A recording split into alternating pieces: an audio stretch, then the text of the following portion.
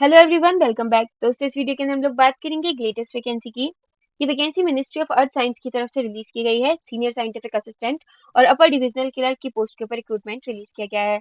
Complete details इस video के अंदर हम लोग जानेंगे, लेकिन उससे पहले दोस्तों, अगर आप लोग किसी भी कॉम्पिटेटिव एग्जाम की प्रिपरेशन कर रहे हैं तो आप अपनी प्रिपरेशन अनअकैडमी के साथ कर सकते हैं। और मैक्सिमम डिस्काउंट के लिए आप लोग पीएमवाईटी कोड का यूज कर सकते हैं। पीएमवाईटी कोड जितनी भी कैटेगरीज अनअकैडमी ऐप के ऊपर उन सभी के लिए वैलिड है। चलिए गाइस, जान लेते हैं वैकेंसी से रिलेटेड कंप्लीट डिटेल्स। गाइस, ये वैकेंसी यहाँ पे रिलीज की गई है मिनिस्ट्री ऑफ अर्थ साइंस की तरफ से। गवर्नमेंट ऑफ इंडिया की तरफ से ये वैकेंसी रिलीज की गई है। ये vacancy Indian institute of tropical metrology, ये जो इंस्टीट्यूट है, इसके अंदर रिलीज की गई है। एंड गाइस, यहाँ पे जो वैकेंसी रिलीज की गई है वो सीनियर साइंटिफिक असिस्टेंट और अपर डिविजनल क्लर्क की पोस्ट के ऊपर रिलीज की गई है। डायरेक्ट रिक्रूटमेंट है। पे मैट्रिक की बात करेंगे तो आपका सीनियर साइंटिफिक असिस्टेंट का लेवल 6 के अकॉर्डिंग आपकी पेमेंट बनेगी। दैट इज 35,400 से लेके 1,12,400 तक। अपर डिविजनल क्लर्क की बात करेंगे तो पे लेवल 4 के अकॉर्डिंग बनेगी, जो कि आपकी 25,500 से लेके यहाँ पे आपकी 81,100 तक बनेगी। टोटल पोस्ट की बात करें तो 5 आपकी वैकेंसी रिलीज की गई है यहाँ पे सीनियर साइंटिफिक असिस्टेंट की, और 8 वैकेंसी रिलीज की गई है अपर डिविजनल क्लर्क की। एज की बात करेंगे, maximum age scientific senior assistant के लिए 30 ईयर्स है और अपर डिविजनल क्लर्क के लिए 28 ईयर्स है। आगे देख लेते हैं। बात करेंगे यहाँ पे अब हम लोग एसेंशियल क्वालिफिकेशन की।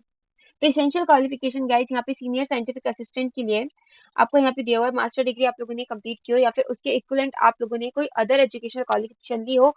मेट्रोलॉजी, एस्ट्रो आप यहाँ पे देख सकते हैं साइंस के अंदर, या फिर आपके एटमॉस्फेयर के अंदर, फिजिक्स के अंदर, ये जो जितने भी डिसिप्लिन हैं इनमें से किसी भी डिसिप्लिन के अंदर आप लोगों ने मास्टर डिग्री कंप्लीट की हो, या फिर इसके इक्विवेलेंट आप लोगों ने कोई अदर एजुकेशनल क्वालिफिकेशन कंप्लीट की हो, या फिर आप लोगों ने यहाँ पे अपनी बैचलर डिग्री जो है वो टेक्नोलॉजी यानी बीटेक, या फिर आप लोगों ने एमटेक कंप्लीट किया हो। तो ये सारी डिग्री में से अगर आप लोगों ने कोई भी डिग्री ली हुई है तो आप फिर इस वैकेंसी के लिए अप्लाई कर सकते हैं।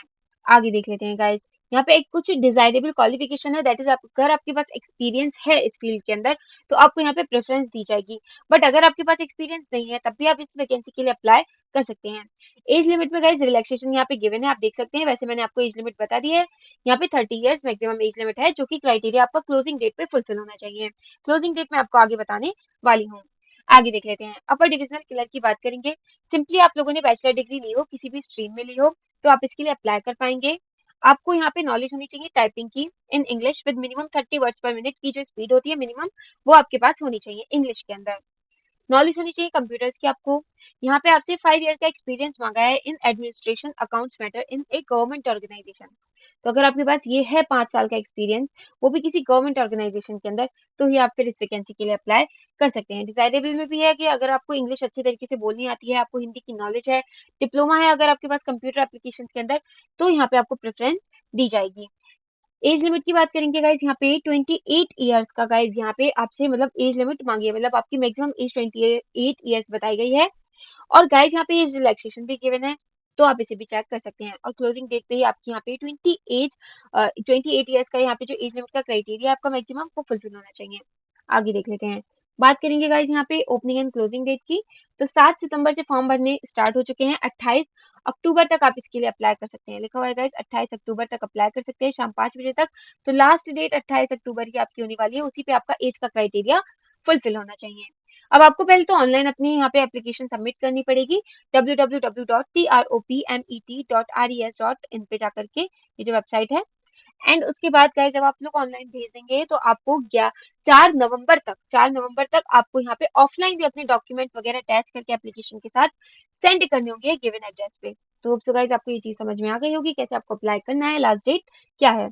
साथ ही दोस्तों, अगर आप लोग किसी भी कॉम्पिटेटिव एग्जाम की प्रिपरेशन कर रहे हैं तो अपनी प्रिपरेशन आप लोग अनअकैडमी के साथ कंटिन्यू कर सकते हैं। और मैक्सिमम डिस्काउंट के लिए आप लोग पीएमवाईटी कोड का यूज कर सकते हैं। पीएमवाईटी कोड जितनी भी कैटेगरीज है अनअकैडमी ऐप के ऊपर उन सभी के लिए वैलिड है, whether it is UPSC, SSC, bank, railway, CDS, AFCAT, CPF, state PSC, UGC, IIT नहीं। तो अगर आप इनमें से किसी भी एग्जाम की प्रिपरेशन कर रहे हैं, अपनी प्रिपरेशन बेस्ट तरीके से अनअकैडमी प्लस या फिर अकाउंट के साथ आप लोग कर सकते हैं। मैक्सिमम डिस्काउंट के लिए पीएमआईटी कोड का यूज कर सकते हैं। चलिए गाइस, फिर मिलते हैं।